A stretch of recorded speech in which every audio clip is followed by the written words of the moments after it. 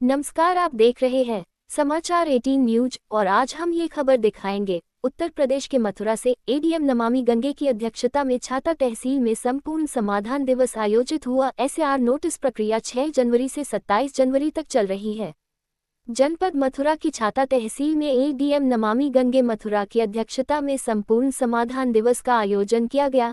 इस दौरान शिकायतकर्ताओं के द्वारा कुल 17 शिकायत संपूर्ण समाधान दिवस में दर्ज कराई गई। सभी अधीनस्थ को निर्देशित किया गया कि समय सीमा के अंदर गुणवत्ता से शिकायतों का निस्तारण किया जाए। उप जिलाधिकारी छाता वैभव गुप्ता ने बताया कि आज तहसील सभागार पर एडीएम मथुरा नमामि गंगे की अध्यक्षता में संपूर्ण समाधान दिवस आयोजित किया गया, जिसमें कुल 17 शिकायत दर्ज हुई, जिनमें से एक न्यायालय से संबंधित शिकायत आए। एसएआर प्रक्रिया में नोटिस प्रक्रिया आ चुकी है। छाता विधानसभा में जिन लोगों ने एसआईआर में डॉक्यूमेंट नहीं दिखाए थे उनको नोटिस जारी किए जाएंगे। इस जगह 28 आरओ नियुक्त हुए हैं, वह सभी लोग 4 जगह बैठ रहे हैं। तहसील छाता, नंदगांव, चौमुम्हा, कोसीकला, जिससे मतदाताओं को कोई समस्या न हो। जरूरतमंदों के लिए सर्दी से बचने हेतु सभी लेखपालों को कंबल उपलब्ध करा दिए गए हैं। वह कस्बों नंदगांव, छाता, कोसीकला, अन्य जगहों में अलाव की व्यवस्था भी की गई है। समय समय पर रेन बसेरा का भी निरीक्षण किया जाता है। इस दौरान नायब तहसीलदार शिव शंकर, आपूर्ति निरीक्षक मोहन प्रकाश उपाध्याय, कानूनगो हीरालाल, हरिश्चंद, अमर सिंह, वैचेन सिंह, गोविंद, अरविंद, योगेंद्र, अवस्थी, अन्य विभाग के कर्मचारी मौजूद थे। उत्तर प्रदेश के मथुरा से जिला संवाददाता दिनेश जादौन की खास रिपोर्ट। क्या नाम है आपका? मेरा नाम भीमराज है। कहाँ के रहने वाले हो? मैं नूह डिस्ट्रिक्ट का रहने वाला हूँ। तो छाता तहसील में क्या करने आए थे? यहाँ पे मेरी वाइफ ने केस डाल रखा है। मैं अपनी तारीख पाया था न्यायालय में, और मैं जैसे गेट पर मैंने एंट्री किया है, मैं मेरा जीजा मेरे साथ था, और हमारे पास में उन्होंने चप्पल जूतों से वार किया है। किन लोगों ने मारा? मेरी सास है, मेरी वाइफ है, उसके साथ एक लेडीज और है, उसका लड़का है, मेरी सास का साला है जो मेरा, और 2 लड़के और हैं। किस चीज़ का केस डाल रखा है? वो कौन सा 498 है। किस चीज़ का डाल रखा है? क्या हुआ? पत्नी ने क्या हुआ है? उसका 494 का चल रहा है। तो ये कब का मामला है? ये पिछले साल से चल रहा है जी। नहीं, यहाँ जो झगड़ा हुआ है, मारपीट हुई, 1 बजे की बात है जी। हम जैसे हमें पर्ची कटवा रहे हैं बाइक के लिए, तो हमारे ऊपर हमला कर दिया उन लोगों ने। किस चीज़ से हमला किया है? लात, घूंसे, चप्पल जूते से वार किया जी उन्होंने। तहसील पे ही आकर के? तहसील पे जी अंदर। आप अकेले थे, कोई और भी था साथ मेरा में? जीजा मेरे साथ था, जो पिटता रहा। मैं भाज के मैंने वकील को फ़ोन किया जी, हमें मार रहे हैं जी।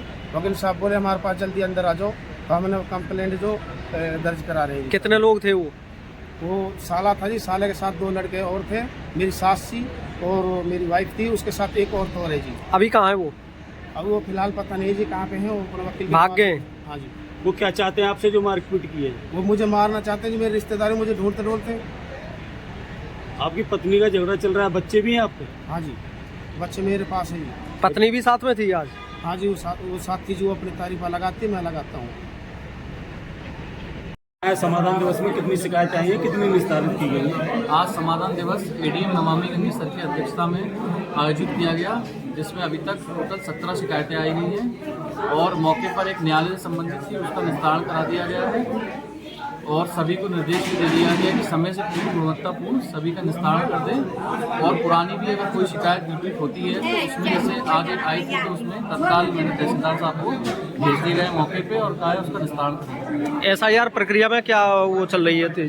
जैसा कि हम जानते हैं कि एसआईआर प्रक्रिया में नोटिस फेस की प्रक्रिया आ गई है। उसमें हमारे यहाँ पूरे छाता विधानसभा में 31,848 लोग हैं जिनको नोटिस देने हैं, जिन्होंने अपनी मैपिंग के संबंध में उस टाइम कुछ डॉक्यूमेंट जो है 3 से संबंधित नहीं दिखाए थे, जो मैपिंग थी। तो उसी के क्रम में हमारे यहाँ 27 एईआरओ और नियुक्त हुए हैं। टोटल मुझे मिला के 28 हैं अभी।